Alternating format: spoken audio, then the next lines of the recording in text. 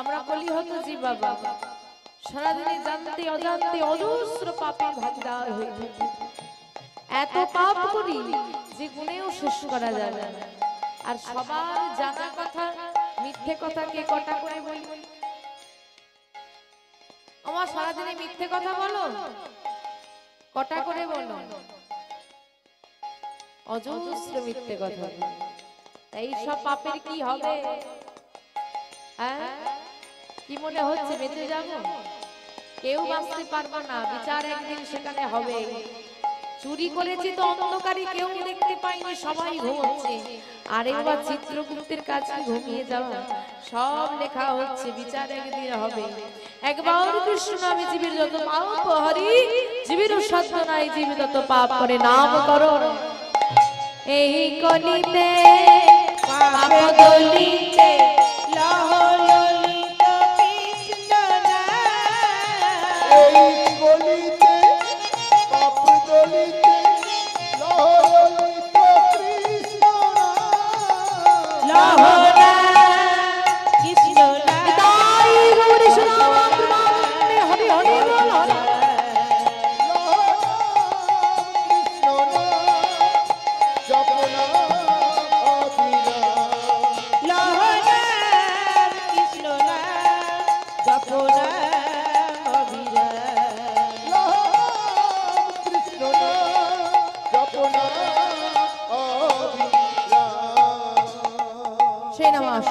সকল মিলে আমরা একত্রিত হওয়া।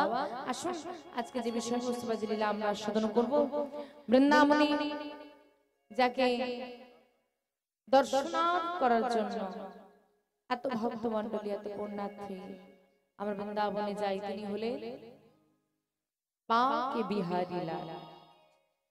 তো এই যে বাঁকে বিহারী লাল, যাকে দর্শন করার জন্য মানুষ বৃন্দাবনে যায়, সেই বাঁকে বিহারী কে? কেমন ভাবেই বা তার নাম হয়েছিল বাঁকে বিহারী লাল? বাঁকে শব্দের অর্থ কি? কি অর্থ? ওমা বাঁকে শব্দের অর্থ কি গো? বাঁকা। বাঁকে শব্দের অর্থ হচ্ছে বাঁকা। ভগবান বলে তিন ছায়ে বাঁকা। তিনটি বাঁক আছে গোবিন্দের দেহের মধ্যে। চরণে একটা, কোটি দেশে একটা, গল দেশে একটা। তিন ছাই বেঁকে গোবিন্দ আমার দাঁড়ায়। তো তিনটি বাঁক তার শরীরে, তাই বাঁকে কথাটা আমরা ব্যবহার করে থাকি। কিন্তু বাকি যে নামটা বাঁকে বিহারী লাল, এই যে বিহারী লাল, এই বিহারী লাল ভগবানের নাম নয়, তাহলে কার নাম? এই বিহারী লাল হলো 5 বছর বয়সী একটা ছোট্ট ছেলে। এখন আমাদের প্রশ্ন হলো যে বিহারী লাল যদি কোনো ভক্তের নাম হয়ে থাকে, আমরা ভগবানকে কেন বিহারী লাল বলি? কেন বৃন্দাবনে দাঁড়িয়ে থাকা ওই বিগ্রহকে আমরা বাঁকে বিহারী লাল বলি? আপনারা লক্ষ্য করে দেখবেন, এত জায়গা আপনারা আশা করি কম বেশি সবাই এদিক ওদিক ভ্রমণ করেন। একই নামে বিগ্রহ বিভিন্ন জায়গায় দেখা যায়, যেমন রাধা মাধব, মদন মোহন, তাই তো? কিন্তু আপনি কি কোথাও দেখেছেন বৃন্দাবন ছাড়া বাঁকে বিহারী মন্দির আর কোথাও আছে? আর কিন্তু কোথাও বাঁকে বিহারী মন্দির তৈরি হয় বা নাম রাখা হয়। এর কারণটা কি? আসল তত্ত্বটা কি? আসুন সেই সমস্ত বিষয়বস্তু আজকে আমরা আস্বাদন করব।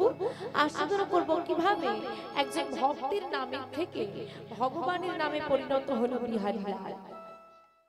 কি এমন কাণ্ড বাঁধালো ওই 5 বছরের ছেলেটা যে ভগবান সেই ভক্তের নামকে নিজের নাম করে নিলেন? সেই বিষয়বস্তু, সে কথা আজকে আমরা আস্বাদন করব।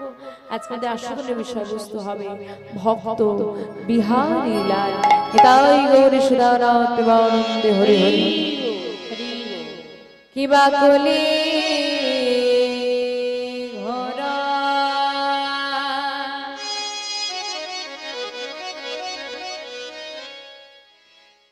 তেহি মেরে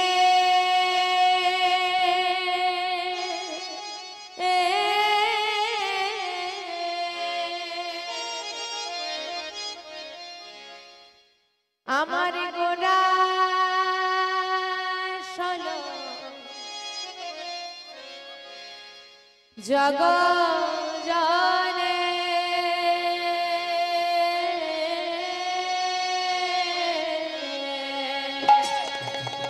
কিবা কলি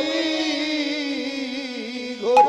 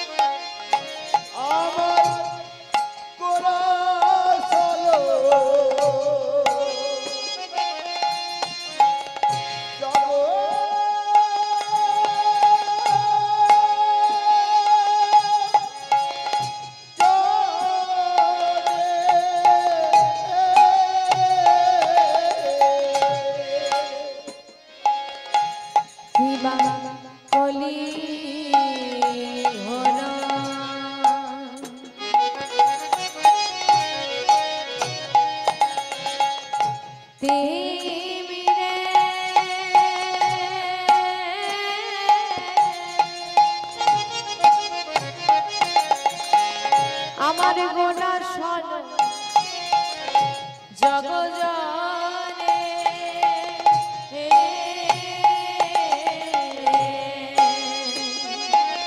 কিবা কলি ঘোর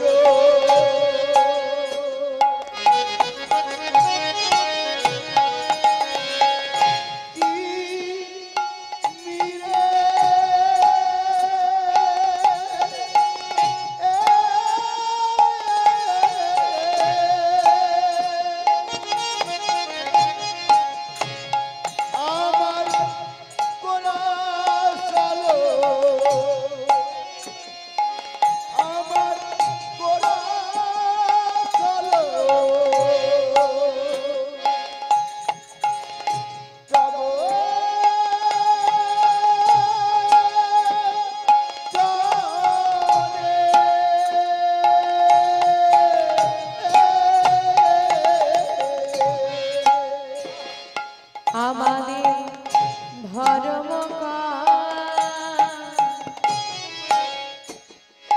আমাদের ধর্ম রহল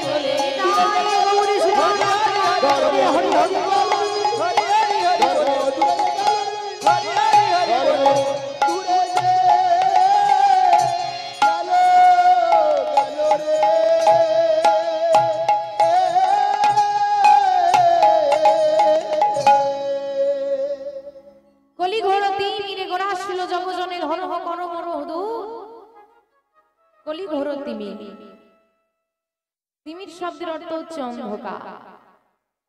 কলিযুগের যে ঘোর অন্ধকার, আমার কলিযুগে অন্ধকার কোথায়?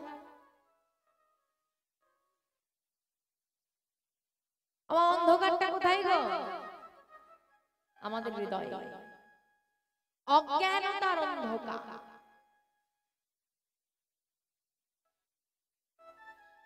প্রতিটি জীবের মধ্যে ভগবানের অধিষ্ঠান, কিন্তু আমাদের সবার মধ্যে ভগবান আছে। আপনার মধ্যে ভগবান আছে যেমন আপনি অনুভব করতে পারছেন না, আমার মধ্যে ভগবান আছে আমি অনুভব করতে পারছি না।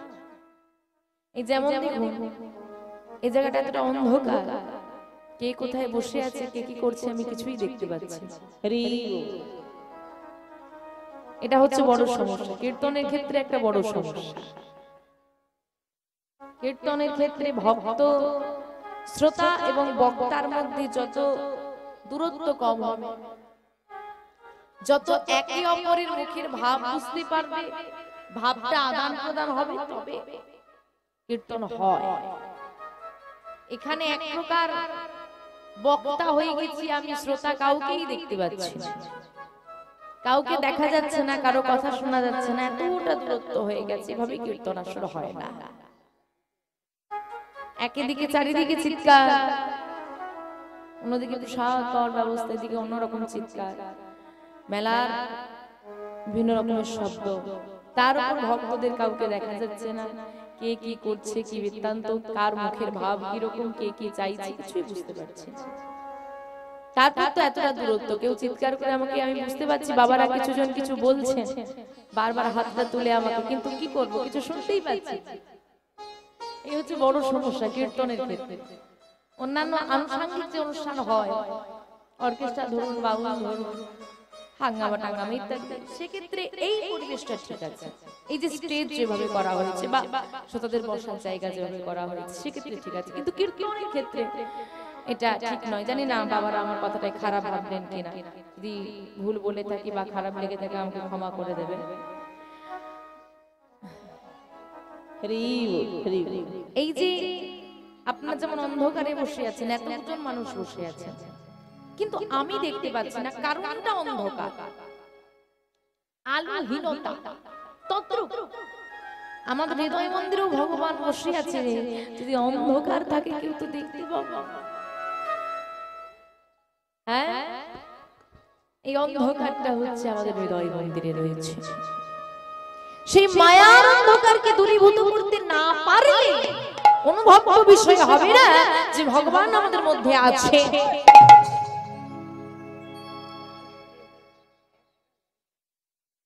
তাই মায়ার অন্ধকারকে দূরীভূত করতে হবে। দেখেন বাবা, আপনি যেমন পৃথিবীতে জন্ম নিয়েছেন মানুষ রূপে, যারা আজকে কীর্তন শুনতে এসেছেন তারাও তো মানুষ। আর যারা একদিক থেকে দাঁড়িয়ে বলে ভগবান বলে কিছু হয়, তারাও তো মানুষ। ভেবে দেখুন, আপনি ভগবানকে এতটা বিশ্বাস করেন, আপনি ভগবানকে এতটাই বিশ্বাস করেন যে ভগবানের নাম শুনলে আপনার চোখে জল আসে। আর একজন ব্যক্তি তিনি ভগবানকে এতটাই অবিশ্বাস করেন যে তিনি ভগবান বলে কিছু মানেন। তফাৎ এটাই, মানসিকতা।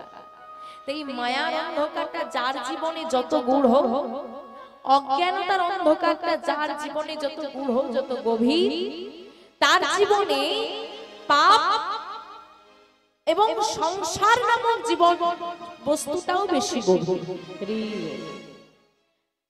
তাই বললেন, যখন মায়ার অন্ধকারে সবাই নিমজ্জিত হলো, ভুলে গেলাম আমরা পৃথিবীতে কেন এসেছি, কি বৃত্তান্ত। যখন আমরা 84 লক্ষ জনই করিয়া ভ্রমণ পেয়েছি সাধুর মানব জনম, 84 লক্ষ বার পৃথিবীটাকে ভ্রমণ করে এমন সুন্দর মানব দেহ লাভ করে এলাম মাতৃ জঠরে বা মাতৃ গর্ভে, যেখানে হেদমুণ্ডে ঊর্ধ্বপতি তপস্যা করেছি। ওই হেদমুণ্ডে ঊর্ধ্বপতি তপস্যা করলাম, হে গোবিন্দ এই অন্ধকার কুভূতি আমাকে মুক্তি দাও, আমি তোমাকে মুক্তি দেব, তুমি আমায় কি দেবে? তোমার দাস হয়ে থাকবে। বলেছিলাম তো তার দাস হব। আজকে এত ভক্ত তো বসে আছেন এইখানে, একজন বুকে হাত রেখে বলুন তো তার দাস আমি হয়ে গেছি। কেউ বলতে পারবো না, কারণ আমরা প্রকৃত তার দাস হতে পারিনি। জীবে নিত্য কৃষ্ণ তাহা ভুলি গেলা, জীবে তাহা ভুলি গেলা, সেই দোষে মায়া পিশাচি তার গলেতে বাঁধেলা। সেই দোষে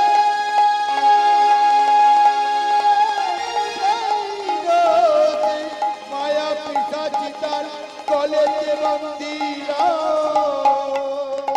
জীবে নিত্য কৃষ্ণ দাস তাহা ভুলি গেলা, সেই দোষে মায়া পিশাচি তার গলেতে বাঁধেলা। আমরা যে নিত্য গোবিন্দের দাস তা আমরা ভুলে গিয়েছি, আর ভুলে গিয়েছি বলে মায়া পিশাচি আমাদের গলায় বেঁধে বসেছে।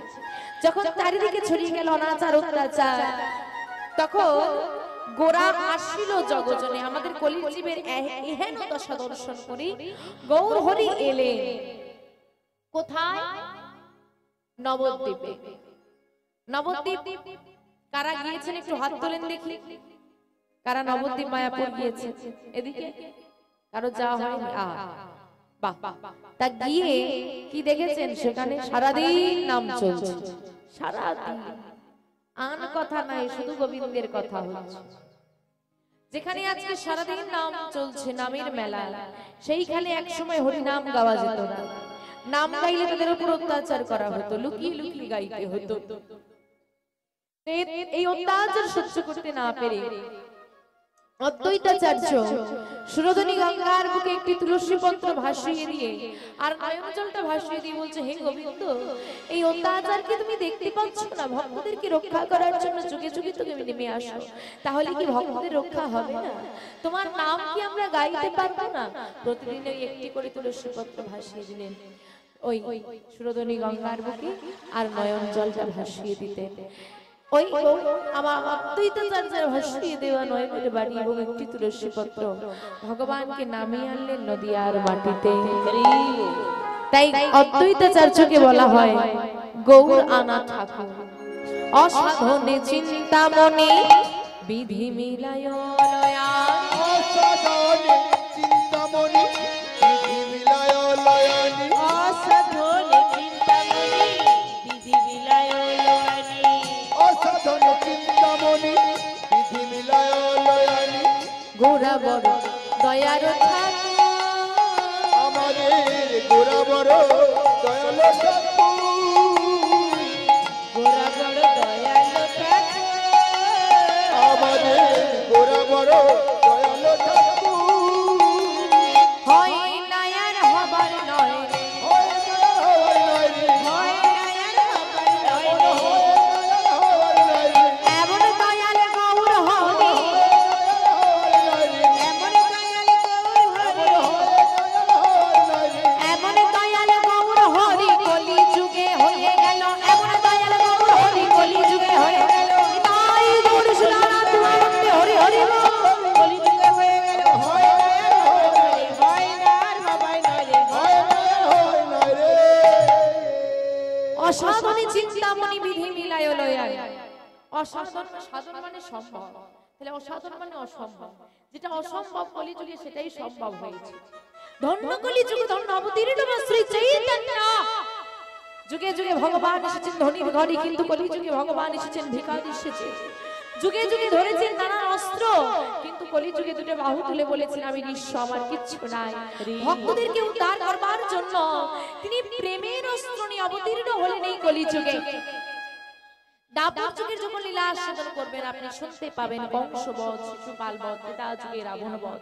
কিন্তু কলিযুগের ভাষাগুলো একটু লক্ষ্য করবেন, যেখানে বলা হচ্ছে চপল গোপাল উদ্ধার, চাঁদগাছি উদ্ধার, জগাই বাঘাই উদ্ধার, আর বধ হলো না উদ্ধার। এবে অস্ত্র না ধরিলা প্রাণী কারণ আমারিলা, হরি নাম দিয়ে চিত্ত শুদ্ধ করিল সবাই। চিত্ত শুদ্ধ করিল সবাই। এই যুগে আর তিনি অস্ত্র ধরলেন না, প্রেমের অস্ত্র নিয়ে এলেন। দাপর যুগে শ্রীকৃষ্ণ করেছে দুষ্ট দমন, দুষ্টের দমন করেছে, কিন্তু কলিযুগে আমার গৌর হরি করলেন দুষ্ট মানসিকতার দমন। যে অস্ত্র প্রয়োগ হলে প্রাণ সংহার ঘটে সেই অস্ত্র প্রয়োগ আর এই কলিযুগে হলো না। তিনি এমন অস্ত্র, এমন প্রেমের অস্ত্র প্রয়োগ করলেন, উপরটা অক্ষত রইল, ভেতরের মানসিকতাটা ভেঙে চুরমার হয়ে গেল। তাই বলছেন এই কলিযুগটা আমার ধন্য। ভগবান হয়ে অযাচিত ভাবে যে যেতে সেদে হাতে ধরে পায়ে ধরে নামের প্রচার করে, এমন দয়াল তুমি আর পাবে না। সেই দয়াল এসেছেন নবদ্বীপের মাটিতে আজ থেকে 533 বছর পূর্বে 1407 শতাব্দে 23শে ফাল্গুন 1486 খ্রিস্টাব্দে দোল পূর্ণিমা তিথিতে সচি মায়ের কোল আলো করে নেমে এলো গৌরচাঁদ। ভারতভূমি ভাগ্যাকাশ শোভিত হয়ে উজ্জ্বলময় নক্ষত্র জানালায় আলোকিত হয়ে গেল সারা জগৎ। সেই গৌর হরি আজকে আসছে, আমার গৌর এলো রে,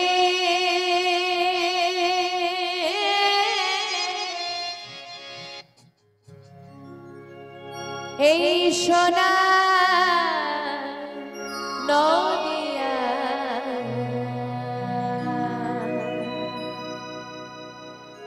উলুধ্বনি হরি ধ্বনি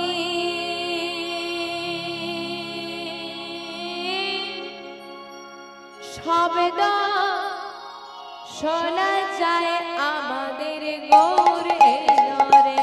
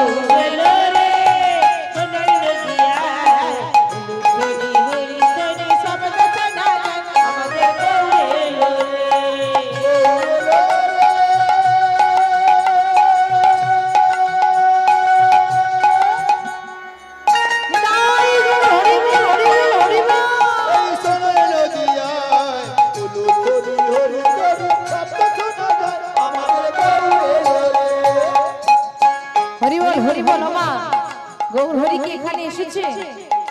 হ্যাঁ, বাহ, তা গৌর হরি চলে তো এলো, দেখতে যাবে? কারা কারা আমার গৌর হরিকে দেখতে যেতে চাও একটু হাত দুটো উপর দিকে তোলো তো, যে আমরা দেখতে যেতে চাই। এদিকে হাত কই? গৌর হরি যাকে যাকে হাত দিয়েছে তারা হাত তোলেন, আর যাদেরকে গৌর হরি হাত দেয়নি, হাত নেই তোলার দরকার নেই, যাদের আছে তারা তোলো। হরি বল, হরি বল। মায়ের একটু উলু ধ্বনি করেন তো, উলু ধ্বনি, উলু ধ্বনি। হরি বল, হরি বল।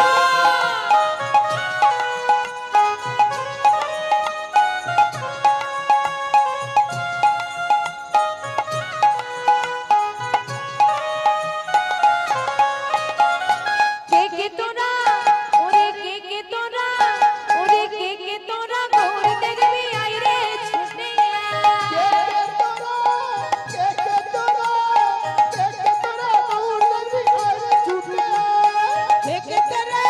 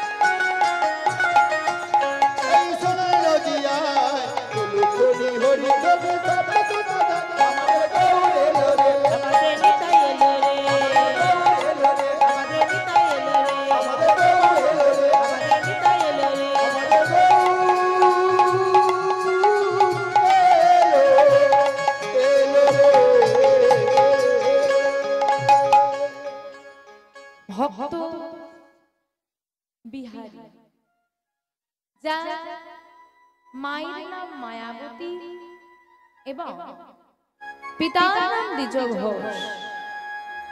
ও মা, মাটি যদি ভালো হয় ফসল তবেই না ভালো হয়।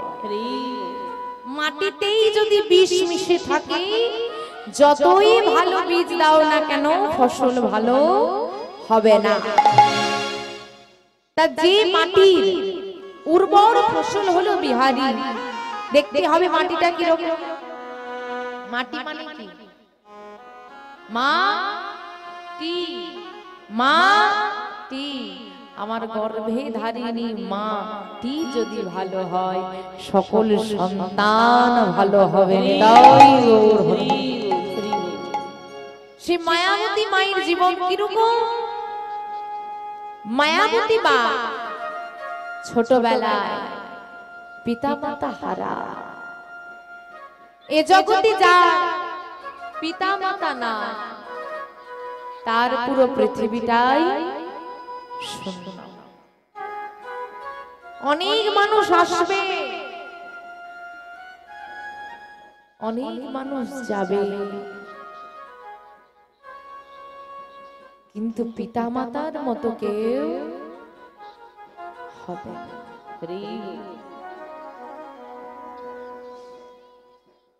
মায়াবতী মায়ের তো পিতা মাতা কেউ নেই, দাঁড়ে দাঁড়ে ভিক্ষা করে, যা পায় তা দিয়ে রাধা মাধবের সেবা আর নিজের সেবা। এ জগৎ, এ দুনিয়া বড় স্বার্থপর বাবা।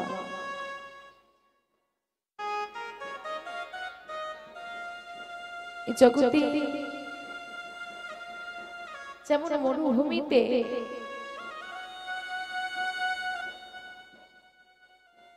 ছায়া না পেলে, জল না পেলে কোনো গাছ বাঁচে না, এ জগতে স্বার্থপরতা রুক্ষতায় যদি স্নেহের ছায়া না পাওয়া যায়, পিতার রূপ যদি জল না পাওয়া যায়, বেঁচে থাকা খুব কষ্ট। অনেক কষ্ট, অনেক দুঃখ, অনেক যন্ত্রণা মায়াবতী সহ্য করে। আর রাধা মাধবী দুটো চরণ জড়িয়ে ধরে বলে, ওগো রাধা মাধব, এ কোন পাপের সাজা তুমি আমায় দিচ্ছ বলো? কি অপরাধ করেছি আমি, কি অন্যায় করেছি আমি, তার শাস্তি তুমি আমায় দিচ্ছ।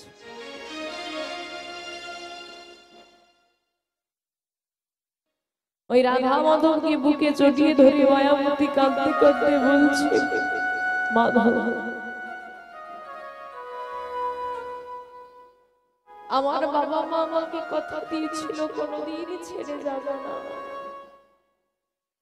দেখো আজকে সবাই আমাকে ছেড়ে চলে গেল, আমি একা, তুমি ছাড়া হে জগতে আমার আর কেউ নেই। হে মাধব একবার বলো, এই জগতে সবাই আমাকে ছেড়ে চলে গেল,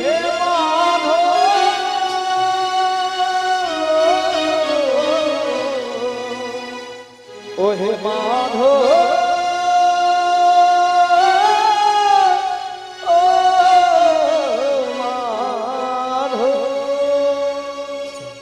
সবাই আমাকে পর করে দিলে, তুমি আমাকে ছেড়ে কোনোদিন চলে যাবে না, বলো না কোনোদিন আমাকে একা করে চলে যাবে। যদি আমার রাধা মাধবকে কেউ এমন করে জড়িয়ে ধরে বলতে পারে কোনোদিন আমাকে ছেড়ে চলে যাবে না, বলো তো ভগবানেরও কি এত বড় ক্ষমতা আছে ছেড়ে চলে যেতে পারে? রাধা মাধবকে বুকে জড়িয়ে ধরে মায়াবতীর বড় হয়ে ওঠা, যেই না একটু বড় হয়েছে সবাই সিদ্ধান্ত নিল পাড়া প্রতিবেশী মেয়েটার একটা বিয়ে দেওয়া উচিত। বড় হয়েছে, দ্বিজ ঘোষের সঙ্গে মায়াবতীর বিবাহ হলো। দ্বিজ ঘোষ বড় ভক্ত, তারও কেউ নেই। ভগবান কার সঙ্গে কখন কার সংযোগ ঘটিয়ে দেয়, আর কখন কার জীবন থেকে কাকে কেড়ে নেয়, তার লীলা বোঝা বড় তার। দ্বিজ ঘোষের সংসারী হলো মায়াবতী, অভাবের সংসার। রাধা মাধবকে বুকে জড়িয়ে স্বামীর ঘরে এসেছে, ছোট্ট পর্ণকুটি মায়াবতী। এই তোমার সংসার, নিজের মতো করে গুছিয়ে নিও। স্বামী স্ত্রী দুজনার কোন ক্রমে দিন চলে, যা আনে তা দিয়ে রাধা মাধবের সেবা হয়, দুজনের সেবা করে। দেখতে দেখতে গৌর গোবিন্দ কৃপায় ঘরে একটি সুখবর এলো। মাধবের কৃপায় মায়াবতী গর্ভবতী হয়েছে। ঘরে বড় আনন্দ। দ্বিজ ঘোষ বলছে, মায়াবতী কোনদিন তো তোমাকে সুখ দিতে পারলাম না, অভাবের সংসার। একদিন তুমি পিতামাতা হয়েছিলে, হারিয়েছিলে, আজ তুমি মা হবে। সন্তানের বদন দর্শন করে তোমার সব দুঃখ তুমি ভুলে যাবে। দেখবে গোবিন্দের কৃপায় আমাদের সংসারটা ভুলে যাবে, আমাদের সব দুঃখ তুমি চলে যাবে। স্বামী, তোমার কথাই যেন সত্যি হয়, সত্যি যেন আমাদের সংসারটা ভরে যায়। কথা দিচ্ছি মায়াবতী, জীবন তো তোমাকে অন্য কিছু দিতে পারলাম না, তুমি যতদিন বেঁচে থাকবো তোমাকে আমি সঙ্গ দেব, তোমার সুখ দুঃখে আমি তোমার পাশে থাকবো। স্বামী ওটাই চাই, আমি আর কিচ্ছু চাই না, শুধু তুমি আমার সঙ্গে থেকো। ছোটবেলা থেকে তো পাশে কাউকে পাইনি, তুমি আমার সঙ্গে থেকো। স্বামী স্ত্রী কথোপকথন হচ্ছে, আনন্দের সময়। ভগবান বলে বসলো, মায়াবতী তুমি আমাকে ভালোবাসো, কিন্তু তুমি কি এটা জানো না, ইহ জগতে যে করে আমার স্বামী করি তার সর্বনাশ। তথাপিও যদি সেনা ছাড়ি আমার পাও স্বামী হইতা দাসের অনুদান, আমি হইতা দাসের অনুদান। তোমাকে যে পরীক্ষা দিতে হবে মায়াবতী। ভগবানের লীলা দেখুন, মা মেয়েটা এতটা হতভাগিনী, ছোটবেলা থেকে বাবা মা হারা হয়ে বড় হলো, স্বামীর সংসারী হলো, গর্ভবতী হলো। যেই না সংসারে একটু আনন্দ এসেছে, গর্ভবতী হওয়ার কিছু মাস পর স্বামী দ্বিজ ঘোষ মারা গেল।